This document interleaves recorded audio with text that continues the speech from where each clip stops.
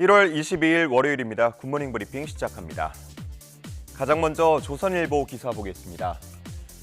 최근 일본에서는 노토반도 지진과 관련한 자판기 파손 논란이 일고 있다고 합니다.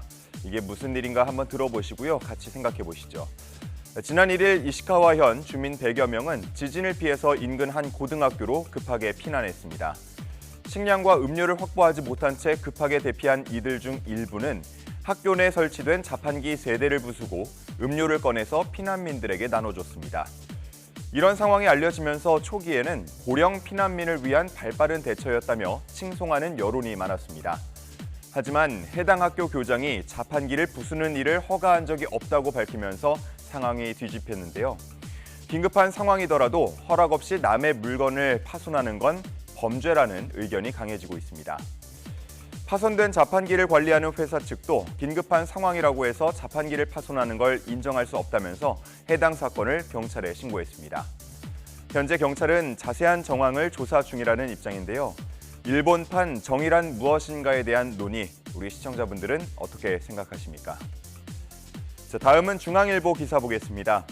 최근 발표된 중고등학생 대상 직업별 신뢰도 조사 결과가 그래프로 표현돼 있습니다. 학생들이 가장 신뢰하는 대상은 학교 선생님으로 나타났는데요. 86.8%로 한 해 전보다 신뢰도가 더 높아졌습니다. 다음은 검찰과 경찰이 61.7%, 판사가 55.6%, 언론인이 37.6% 순이었습니다. 한편 정치인은 23.4%였는데 인플루언서 31.5%보다 낮았습니다. 인플루언서는 이번 조사에 처음으로 포함됐는데요. 나이가 어릴수록 또 성적이 낮은 학생일수록 인플루언서에 대한 신뢰도가 높은 것으로 나타났습니다.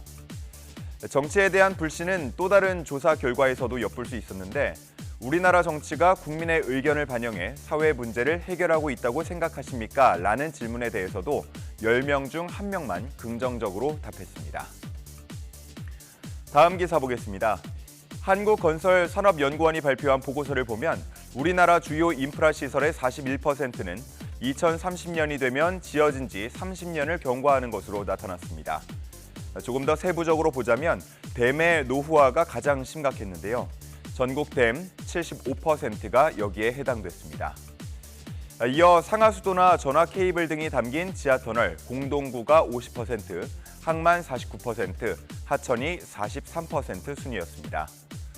지역별로 나눠보자면 인구 밀도가 높은 수도권의 인프라 노후화가 지방보다 더 심각한 것으로 나타나기도 했습니다. 작년 정자교 붕괴를 비롯해서 순회역 에스컬레이터 역주행 사고 등도 노후화가 주된 원인으로 지목되고 있는데요. 이러한 국가 인프라에 대한 선제적 조치가 미흡할 경우 추가적인 인명사고로 이어질 수 있다는 우려가 나옵니다. 이 보고서를 발표한 건사녀는 한국의 SOC 예산이 최근 4년 동안 큰 폭의 변화가 없었다면서 투자 재원을 확대해서 안전성과 편의성을 확보해야 한다고 제안하고 있었습니다. 마지막 동아일보 기사 보겠습니다. 해외 대형 출판사들이 국내 출판사들과 판권 계약을 하면서 계약서에 인공지능, AI 번역기 사용 금지 조항을 넣고 있습니다. 본문은 물론이고 표지나 디자인, 또 오디오북 사용에도 AI 사용을 금지하고 있는데요. 해외 출판사들은 오역 우려를 이유로 들고 있습니다. 한편 출판계에서는 AI 번역기에 원문을 입력하는 과정에서 콘텐츠가 유출될 가능성을 우려한 조치라고 보고 있습니다.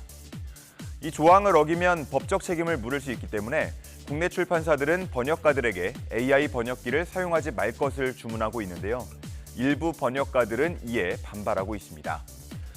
AI 번역기를 이용하면 작업 속도가 빨라지는 등 효율적이고 실용서나 학습서 등 문장이 단순해서 오역 우려가 적은 곳에 주로 활용하고 있다고 하는 겁니다.